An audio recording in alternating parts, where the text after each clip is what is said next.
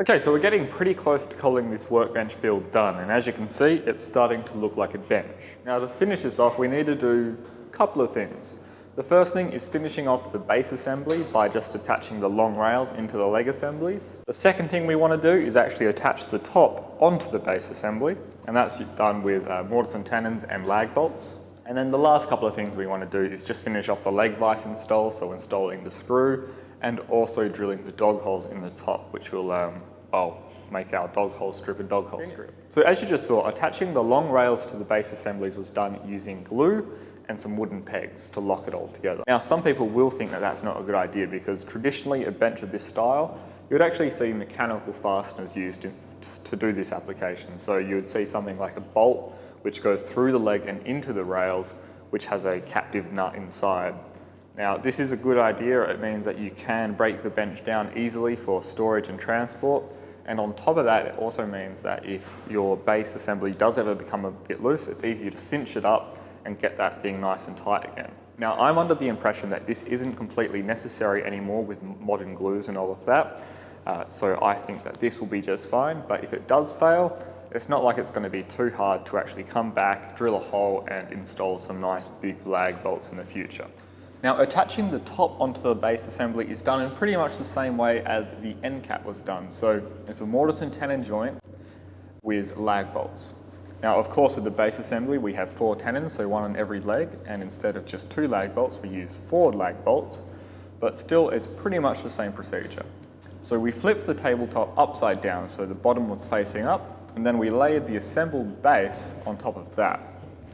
Now, taking our time, we made sure it was aligned exactly where we wanted it to be, and then with a sharp pencil, we traced around all 4 tenons. With the locations of the mortises marked, we came back with our plunge-based router, and then just taking our time, we removed the bulk of the material in all of those mortises. Now, making sure that the top stays put and doesn't want to rack on us is 4 long lag bolts which come up through the rail here and into the underside of the worktop. So before testing the fit of your freshly cut mortises, make sure that those holes are pre-drilled in those upper rails. So I spaced it about 30 millimeters away from each leg assembly. Now moving the bench top onto the base assembly is probably a 2-person job at best, but if you take your time and think about it, it can be done safely. So in theory, if all of your marking out was done accurately and you cut your joints properly and all that sort of stuff, your top should just fall onto your base. Once it is fitting to your standards, just go ahead and secure it with those 4 long lag bolts. To finish off the leg vise, we just need to secure the screw, the nut, and we also need to put some guide wheels on the leg here, which is an optional step, but I do suggest you do it. So what we want to do is make sure that our parallel guide has even space on the top and the bottom of the mortise on the leg. So what I've got here is just some of that strapping tape stuff, so that thick plastic. And I'm just going to put 2 or 3 pieces in my mortise before I thread it through. Now this is where the fun begins. So we actually have to thread the screw onto the nut as we send it in.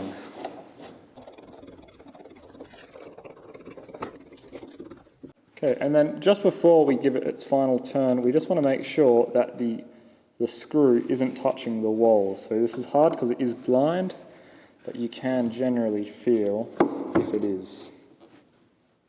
So there we go.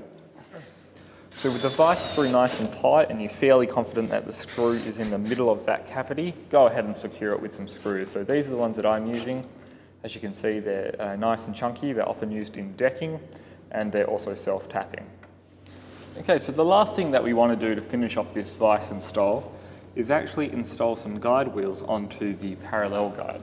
So we want a wheel on the top of the back end here and a wheel on the bottom of the front here. And what that means is that as we unscrew this vise, it's going to be less likely to rack on us and get caught up.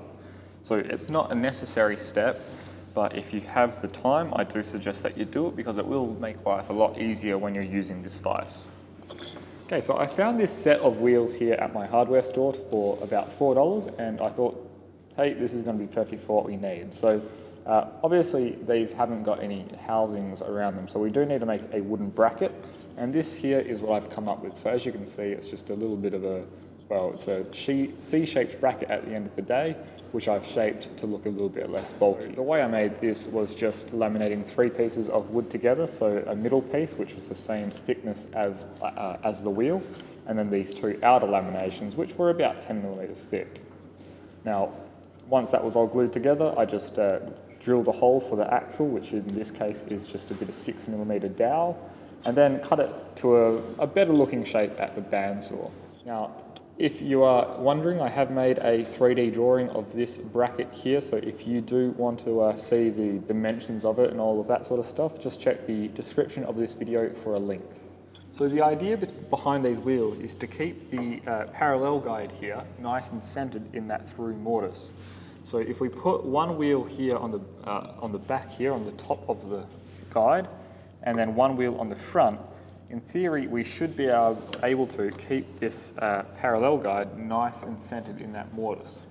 However, getting this tuned just right will take a little bit of fiddling around and just trial and error. So what we want to do is actually have a slot cut into our wheels, which will allow it to be slid up and down until we get the pressures just right. So I'll show you how I do that. Okay, so cutting this slot here is very easy. So here's the other wheel, which hasn't been cut yet. All we have to do is mark a center line, and then using our drill press, which has an 8mm brad point bit. Now the brad point bit is important. We just hog out the majority of that material, and then using a nice sharp chisel, we can just clean up those side walls to make it actually nice and straight. Okay, so to get these wheels installed, we just need to make sure that the tenon, or the parallel guide I should say, is centered in that mortise. So just like when we installed the screw, I've got some of that plastic strapping tape that you get when you buy heavy items in a box. And I'm just going to put even amounts on the top and the bottom of this mortise until I can't get any more in. So I managed to get 3 pieces in the top and 3 pieces in the bottom. So now we can actually secure our wheel in its rough position. So what we just want to do is place the block on the leg and hold it firmly against the leg and also the tail block, and then using a pencil with that slot we just cut, we just mark the top and the bottom. The screws that I'm using are just these hex head timber screws, because they are the ones with the biggest flat head that I could find. So with that hole drilled, let's line it up and get it in position. So now I'll just do the same on the front. Okay, so now I have both the front and back block on. I can remove all of that strapping in there. And now I'm just eyeballing the actual vice chop to the leg to make sure that looks like it's parallel.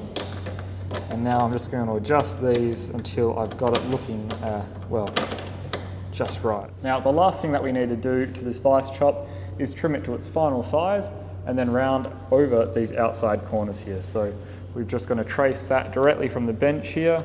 I'll cut that down using my miter saw station, and then using my router, I'll actually round over all of these edges here with a nice big round over.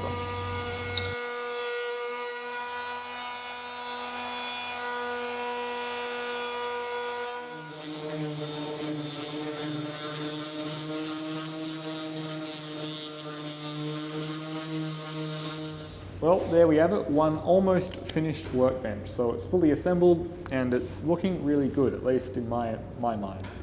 So in the next video, which is going to be the last video of this build series, we're going to be looking at flattening the top, finish options, and how to use it. Now we didn't get around to doing the dog holes in this video because, well, it's getting a little bit long. So if you do want to see the details on cutting those dog holes, make sure you head over to my second channel, so youtube.com/jwsblog, and I've done a very short video over there which tells you how to do it. So it's pretty simple.